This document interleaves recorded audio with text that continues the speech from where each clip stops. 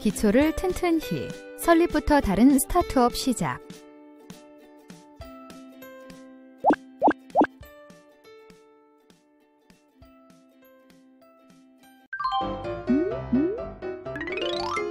오늘의 학습과 관련된 이슈를 확인해 보세요.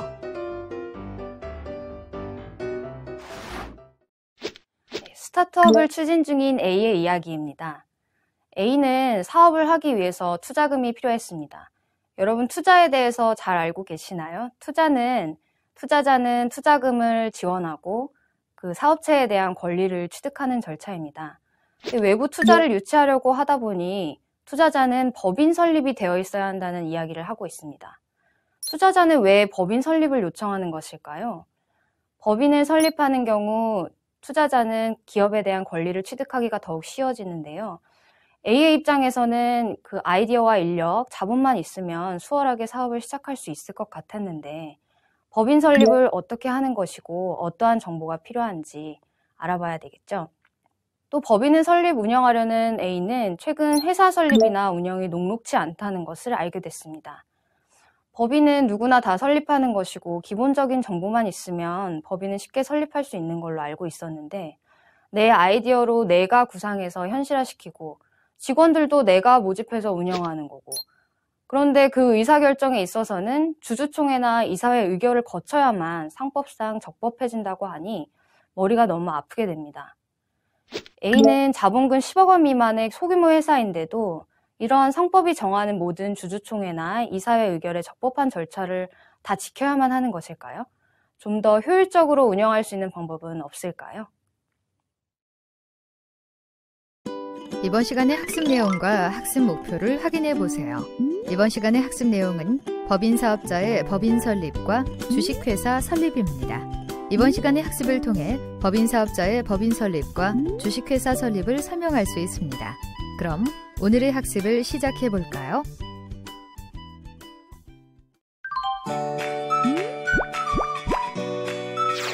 법인 사업자의 법인 설립.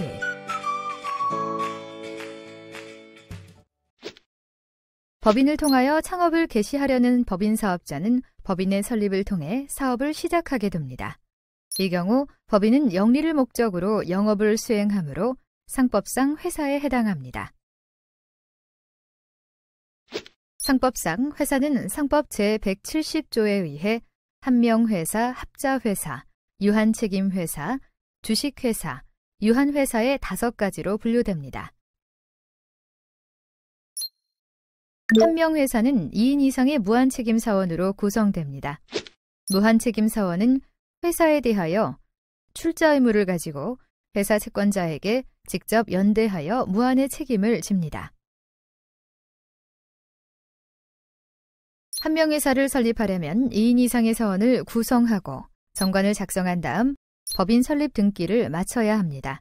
한명회사는 상법상 회사에 해당하지만 내부적으로는 민법상 조합의 성질을 갖습니다. 이에 따라 상법 제195조에 의해 한명회사의 내부관계에 관하여는 정관이나 상법의 다른 규정이 없으면 민법상 조합의 규정을 준용하고 있습니다.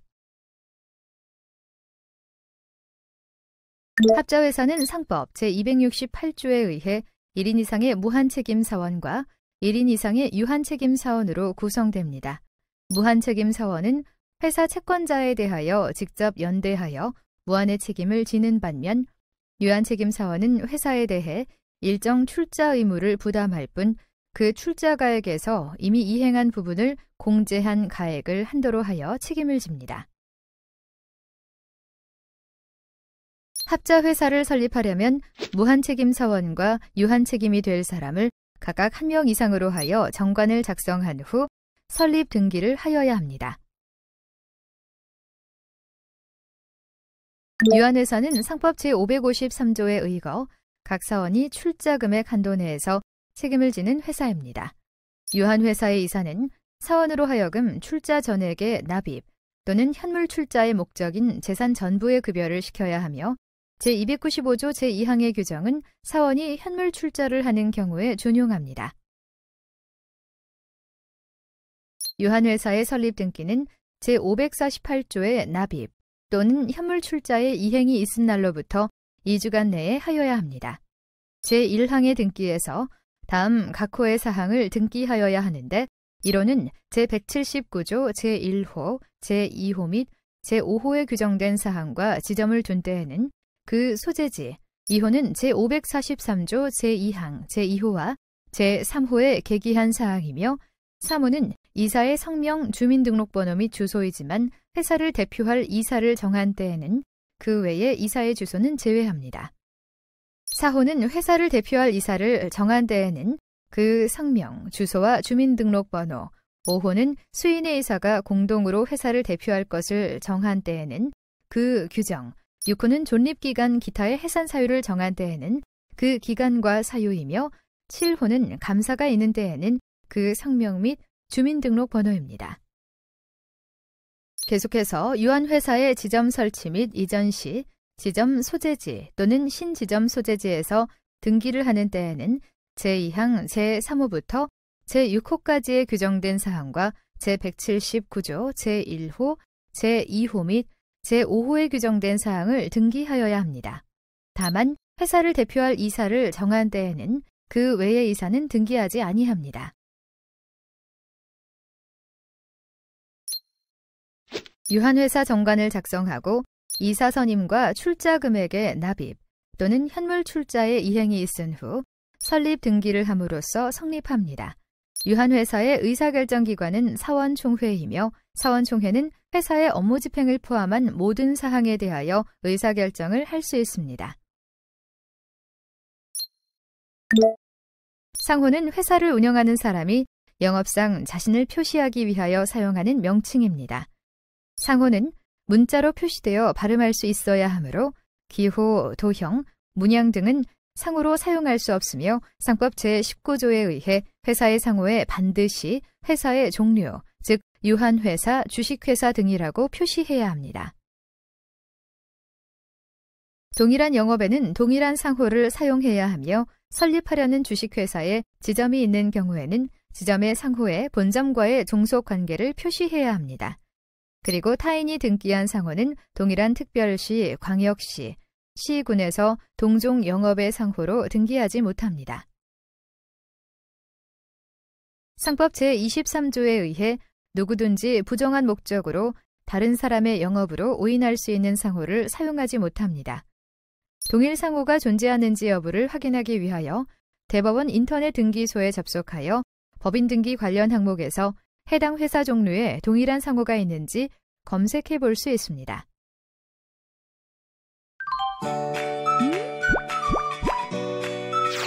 주식회사 설립.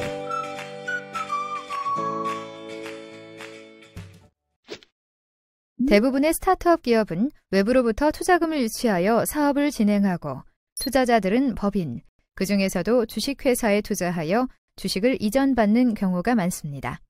이에 스타트업 기업들의 거의 대부분은 주식회사를 설립하고 있습니다.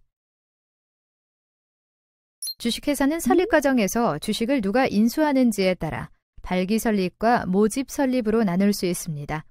스타트업 기업은 아이디어와 기술을 가지는 사람들이 모여서 설립하는 경우가 많기 때문에 발기 설립으로 진행되고 있습니다. 자본금 총액에 따라 소규모 주식회사인지 여부가 달라집니다. 소규모 주식회사는 사업 진행을 수월하게 하는 여러 가지 간이한 절차가 마련되어 있습니다.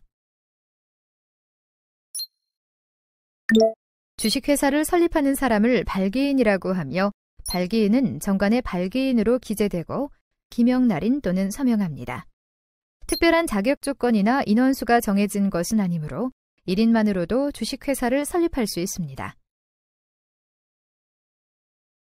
주식회사는 상법상 대표이사를 포함하여 이사 3명, 감사 1명을 선임하여야 함이 원칙이나 소규모 회사의 경우 1명에서 2명의 이사, 감사만 구비해도 회사 설립이 가능합니다. 소규모 회사의 경우 발기인이 곧 이사와 감사를 맡을 수도 있습니다. 다만 정관상 3명 이상의 이사를 둔다고 명시한 경우에는 위와 같은 소규모 회사의 특례가 적용되지 않으므로 정관 기재에 유의하여야 합니다. 정관이란 회사의 조직 활동에 관한 기본적인 사항을 기재한 서면입니다. 정관에 기재하는 사항은 첫 번째, 정관에 반드시 기재하지 않으면 정관으로서 효력이 없게 되는 절대적 기재사항. 두 번째, 기재하지 않아도 정관 자체의 효력에는 문제가 없으나 해당 사항에 관하여 효력이 없게 되는 상대적 기재사항. 세 번째는 반드시 기재할 필요는 없지만 회사의 필요에 의한 임의적 기재사항으로 구분됩니다.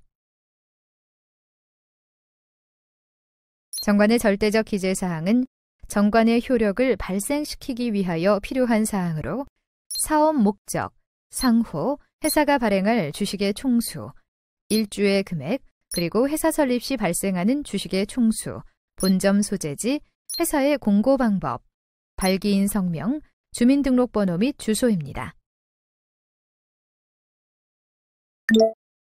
이에 따른 정관의 예시를 보면 제1조 목적에는 사업 경영의 목적을 작성합니다.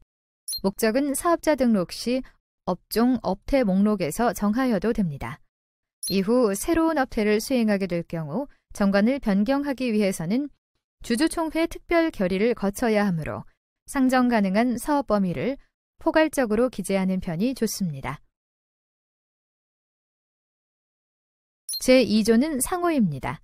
회사의 정확한 국문, 영문의 상호를 작성합니다. 상호는 법인 설립 등기 시 관할 등기소에서 동일한 상호가 있는지 검색해 보아야 합니다. 영어 명칭인 경우 영문명을 괄호 안에 병기하는 경우가 많습니다. 제3조는 발행할 주식의 총수입니다. 향후 회사가 발행할 수 있는 총 주식의 수를 규정하는 조항입니다. 이 또한 총 주식수를 증가시킬 필요가 있는 경우 정관 변경에 따른 주주총회 특별 결의를 거쳐야 하므로 주식수를 많이 규정해 두는 편이 좋습니다. 제4조는 일주의 금액입니다. 발행가액은 회사가 임의로 정할 수 있습니다. 제5조 설립 시 발행하는 주식의 총수입니다. 설립 당시에 발행하는 주식은 발행 주식 총수의 범위 내의 주식수여야 합니다. 제6조 본점 소재지는 본점 소재지에 따라 설립 등기 시 등록 면허세 등 산정 기준이 달라지는 등 여러 가지 기준이 상이하게 적용될 수 있습니다. 제7조 공고 방법에는 공고를 어디에 게재할지를 작성합니다. 추가로 부칙을 작성합니다. 제1조 최초의 영업연도를 작성하고 제2조 발기인의 성명, 주민등록번호 및 주소를 작성합니다. 단 설립 당시 발행하는 주식의 인수가액을 납입한 발기인의 목록이 첨부되어야 합니다. 본 정관을 작성하고 마지막 부분에는 발기인 전원이 다음에 기명날인 또는 서명합니다. 지금까지의 내용은 정관의 절대적 기재사항은 정관의 효력 발생을 위한 최소한의 사항이며 위 사항 외에도 회사의 주주명부, 주권 발행 여부, 의사결정 기구 등에 관하여 정관에 기재함으로써 효력을 발생시킬 수 있습니다. 법인이 한번 설립된 후에 정관을 변경하려면 주주총회의 특별 결의, 출석주주 의결권의 3분의 2 이상의 수와 발행주식 총수의 3분의 1 이상의 동의를 거치고 변경 등기도 필요하므로 설립 시 기본적인 사항에 관하여 신중하게 작성할 필요가 있습니다. 정관을 작성한 후에는 주식의 종류와 수를 발기인 전원의 동의를 받아 결정하여야 합니다. 발행주식 전부는 발기인과 주주들이 인수해야 하며 인수가액 납입 시 주주명부를 작성하여 비치합니다. 주식 인수 및 주금 납입이 완료되면 발기인 주주로 구성된 창립총회를 소집하고 정관 승인, 임원 선임 등 절차를 진행합니다. 창립총회 의사록에는 이사 전원 날인 후 공증인 인증을 받아야 하며 소규모 주식회사로서 이사를 2인 이하로 선임한 경우 이사회도 존재하지 않으므로 향후 모든 의사결정은 주주총회에서 진행됩니다. 이사가 2인 이하인 경우 상법상 이사회로 볼 수 없습니다. 인원 구성, 정관 작성, 주식 발행, 창립총회 소집 후 법인 등록세와 지방교육세 납입 등이 완료되면 본점 소재지 관할법원에 정관, 주식 인수증, 창립총회 의사록, 법인 인감신고서 등을 첨부한 설립 등기를 신청함으로써 설립이 마무리됩니다. 자본금 10억 미만의 회사를 소규모 회사라고 합니다. 자본금은 주당 액면가 곱하기 발행 주식수를 의미하며 상법은 자본금 10억 미만의 소규모 회사에 관하여 법인 설립 및 운영에 관한 여러 특례를 규정하고 있습니다. 특례 중 첫 번째는 법인 설립 시 공증의무, 주금 납입 증명서 면제입니다. 원칙적으로 공증받아야 하는 서류에 공증을 받을 필요가 없습니다. 참고로 공증받아야 하는 서류에는 발기 설립하는 회사의 정관, 발기인 회의록, 이사회 회의록이 있습니다. 또한 주금 납입 증명서를 해당 시기 예금 잔고 증명서로 대체할 수 있습니다.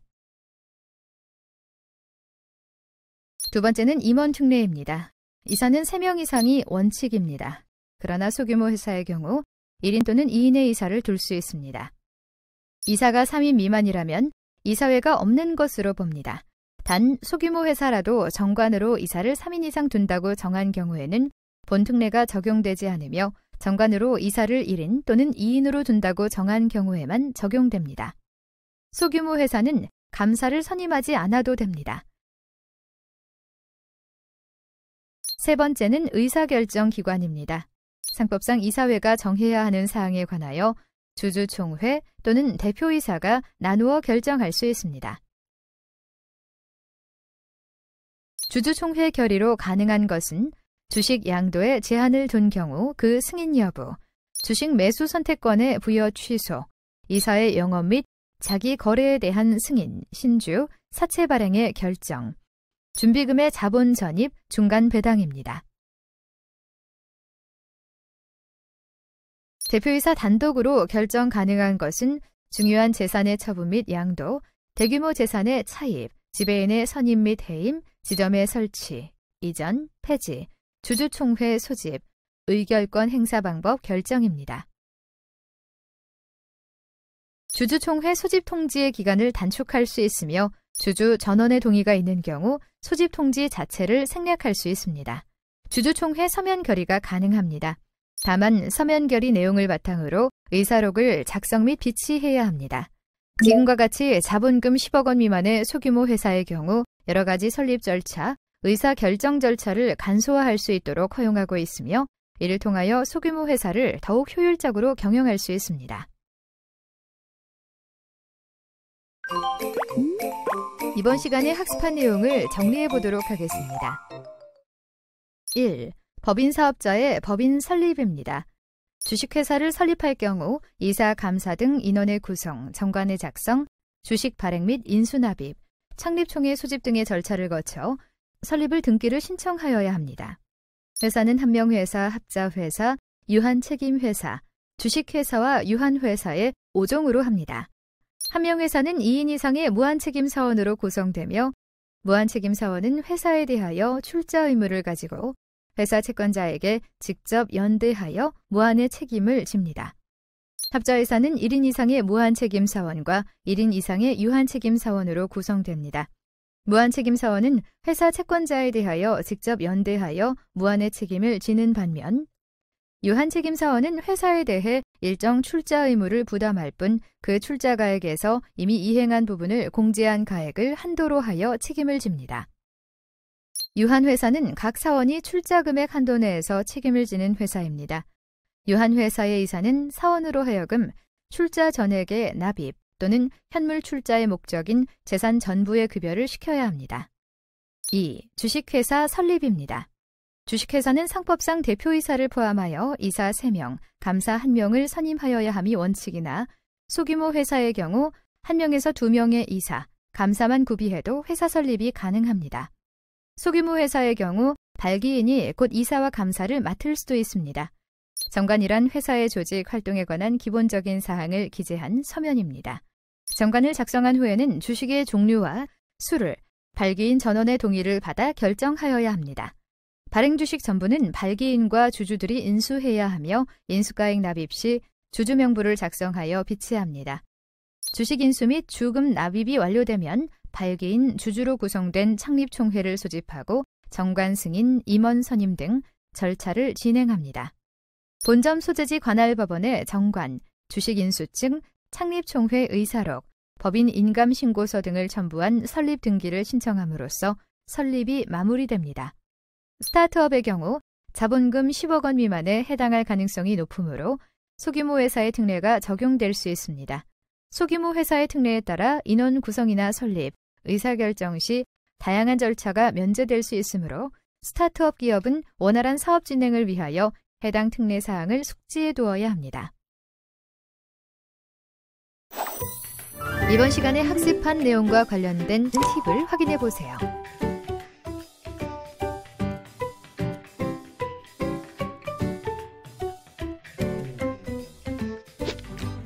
유형은 목적에 따라, 특징에 따라, 법적 구조에 따라, 형태에 따라서 구분이 됩니다. 통상적으로 구분을 하기 위해서 하는 거지 뭐 다 비슷한 개념을 갖고 있어요. 하나씩 들어가서 보면은요. 목적에서는 기회형 창업과 생계형 창업으로 나눠집니다. 기회형 창업은 뭔가 이제 기술 집약적인 리스크를 좀 더 안으면서 가는 거고요. 생계형 창업은 우리가 흔히 얘기하는 소상공인, 자영업 개념으로 구분을 할 수 있습니다. 특징적으로는 도전형 창업이냐, 기반 창업이냐, 전문 창업이냐, 안전형 창업이냐, 보통 이것은 이제 나이대에 따라서 나누시죠. 젊은 친구들은 좀 도전적인 경향이 많고요. 기반이나 전문적인 창업은 직장이나 뭐 사회생활을 통해서 한 10년, 20년 노하우를 갖고 하시는 거고, 안전 창업은 좀 퇴직 이후에 리스크가 크지 않은 이런 창업을 의미합니다. 법적 구조로는 개인 사업자나 법인 사업자냐 이렇게 나눠지고요. 자본금 이런 기준도 없어졌기 때문에 사실 법인 사업자라고 해서 어렵거나 이런 건 없습니다. 그래서 구조를 선택하실 때 이거 본인이 결정하시면 되는 거고요. 형태적으로 놓고 보면 뭐 가장 많은 부류는 소상공인 창업, 프랜차이즈가 보통 여기 다 들어가고요. 개인의 전문성을 갖고 가는 소나 뭐 1인 기업 창업들도 좀 있고요. 기술 기업 집약적으로 하는 이제 벤처 기업 창업들이 있습니다. 이런 것들에 대해서 조금 더 자세하게 알아보도록 하겠습니다. 목적에 따른 분류로 놓고 보면 기회형 창업이냐 생계형 창업이냐로 분류된다라고 말씀드렸는데요. 기회형 창업은 자신의 아이디어를 실현하는 데 목표가 있기 때문에 기술이나 지식 집약적인 것들이 좀 많이 있고요. 동기적으로도 좀 자발적인 것들이 많이 있습니다. 그러다 보니까 형태적으로는 벤처 창업, 그 다음에 소호 창업, 1인 창업들이 좀 많이 있고요. 생계형 창업은 좀 소상공인, 자영업 개념이 좀 많이 있는데요. 원치 않는 시기에 퇴직을 해서 좀 비자발적인 속성들 좀 많이 갖고 있고요. 창업의 속성상, 생계형 창업의 속성상 좀 노동 집약적인 성격들이 좀 많이 있습니다. 그러다 보니까 음식업 같은 이제 프랜차이즈 이런 것들이 좀 주를 이룬다라고 볼 수 있겠습니다. 창업의 특징에 따라서는 도전형이냐, 기반형이냐, 전문형이냐, 안전형이냐 나눌 수 있는데요. 도전 창업은 좀 뭔가 열정이 많은 20대들이 좀 많이 있고요. 기반 창업과 전문 창업은 한 30, 40대 직장 생활도 좀 하고 어느 정도 전문 역량을 획득하신 분이 많이 있고요. 안전형 창업은 50대 이상 좀 뭔가 리스크를 안으면 안 되는 이런 분들이 좀 많이 있는데요. 업종적으로 놓고 보면 도전 창업은 인터넷 서비스, IT 쪽이 많이 있고요. 기반 창업과 전문 창업은 제조나 아니면 본인의 전문적 역량이기 때문에 뭐 컨설팅 영역 이런 쪽이 좀 많이 있고 50대 이상 안전형 창업은 소상공인 프랜차이즈 같은 업종들이 주를 이룬다라고 볼 수 있습니다. 법적 구조에 따라서는 개인 사업자냐 법인 사업자냐로 구분을 할 수 있는데요. 법인 사업자에 따른 뭐 자본금 규모라든가 등기이사 이런 것들이 다 없어졌기 때문에 법인 설립이 더 이상 어렵지는 않습니다. 그래서 법인이라고 해서 뭐 더 고차원적이거나 이러지는 않은데요. 일반적으로 좀 영세한 것은 개인 사업자가 많이 있고요. 좀 더 기술 집약적인 것은 법인 사업자가 좀 더 많이 있습니다. 개인 사업자는 다시 간이과세자냐, 일반과세자냐 이렇게 구분이 되는데 개인 사업자는 좀 더 입출금이 좀 더 자유롭고요. 법인은 또 하나의 별도의 이 기업이라는 생물체가 만들어지기 때문에 대표이사가 마음대로 이렇게 돈을 뺐다 쓰거나 이런 것들이 좀 쉽지가 않죠. 그래서 창업의 속성상 처음에는 일반적으로 개인 사업자를 많이 하시고요. 규모가 좀 커지시면 법인 사업자로 전환하시는 것들이 가장 일반적인 패턴이라고 볼 수 있습니다. 형태에 따른 창업도 나눠집니다. 기술 집약적인 벤처기업, 그리고 기회형 창업으로 보여지는 소호, 1인 기업이 또 마찬가지고요. 그리고 소상공인 안에서도 노하우가 없는 분들은 프랜차이즈 개념으로 좀 많이 가시는데요. 벤처기업은 좀 여러 가지 파트너, 최소 뭐 대표 본인이긴 하지만 5인 이상으로 좀 출발하는 경우가 많이 있고요. 소나 1인 창업은 자신의 전문성을 바탕으로 해서 혼자 혹은 둘이 창업하시는 경향이 많이 있고, 소상공인이나 프랜차이즈 창업은 본인이나 가족 구성원을 활용해서 하는 것들이 좀 많이 있습니다. 형태적으로 좀 놓고 보면 소상공인이나 프랜차이즈는 좀 노동집약적인 부가가치가 좀 낮죠. 그래서 본인 인건비 정도 나올 수 있는 이런 아이템들이 좀 많이 있고요. 소나 1인 기업들은 본인의 전문성으로 해서 비교적 부가가치는 높기는 하지만 혼자 커버할 수 있는 역량이 한계가 있기 때문에 여기도 이제 매출액 한계가 있고요. 기업으로 지속적으로 성장하시려면 직원도 좀 고용하고 기술 집약적인 벤처 기업이 가장 일반적이라고 할 수 있겠습니다. 업종 탐색적인 부분으로 놓고 보면 크게 보면 시장 기회를 잘 포착하는 거랑 내가 잘하는 거랑 둘 중에 하나입니다. 저는 이 중에 본인이 잘하는 것을 권해드립니다. 왜 그러냐면요. 사람은 지치기 때문에 그렇습니다. 우리가 돈만 되면 무슨 일이든 다 할 수 있을 것 같지만 싫은 일은 절대 어거지로 할 수 없습니다. 생각해 보세요. 앞으로 이 일을 10년, 20년, 30년, 40년을 더 하셔야 되는데 먹고 살기 위해서, 그냥 단순하게 돈 벌기 위해서 싫은 일을 억지로 한다고 생각하면 인간이 얼마나 불행합니까? 그래서 시장의 기회도 보시면서 본인이 잘하는 영역을 좀 권해드리고요. 농담 삼아서 이런 얘기도 많이 해드려요. 어떤 분이 한 업종에 한 30년을 근무하셨는데 이 분야의 전문가예요. 근데 너무 잘하는 분야인데 이제 이 분야가 싫은 거죠. 그래서 새로운 걸 하고 싶어서 아이템을 막 찾으셔서 인터넷 검색도 해주시고 교육도 들으시고 뭐 해외도 갔다가 정말 멋진 아이템을 찾으셨어요. 이걸 하면 되겠구나 해서 딱 들어가면요. 그것만 30년 하신 분이 딱 기다리고 있습니다. 이게 냉정한 현실이에요. 그래서 잘하시는 아이템, 내가 재밌게 하실 수 있는 아이템, 그런 업종이 가장 좋은 아이템과 업종이라고 할 수 있습니다.